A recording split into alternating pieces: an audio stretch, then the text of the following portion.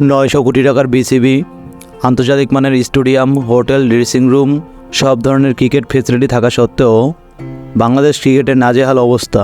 ইউএসের সাথে 2টি টি-20 ম্যাচ হারার পর 3 নম্বর ও সর্বশেষ ম্যাচটি খেলার আগে শান্ত সাকিবরা হয়তোবা এটাই ভাবছেন, ছেড়ে দে মা কেঁদে বাঁচি, না খেলতে পারলে যেন বেঁচে গেল শান্ত সাকিবরা।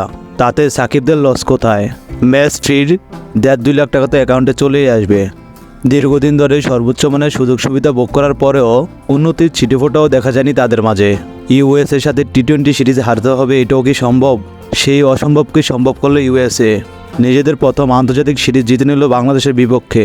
সিরিজ হারার পর প্রেস কনফারেন্সে সাকিবের কথায় কোনোভাবেই কি বাঙালির মন জয় করতে পেরেছে? বরং সাকিব আল হাসান সাবান ছাড়াই দিয়ে দিয়েছে বাংলাদেশের সাংবাদিককে।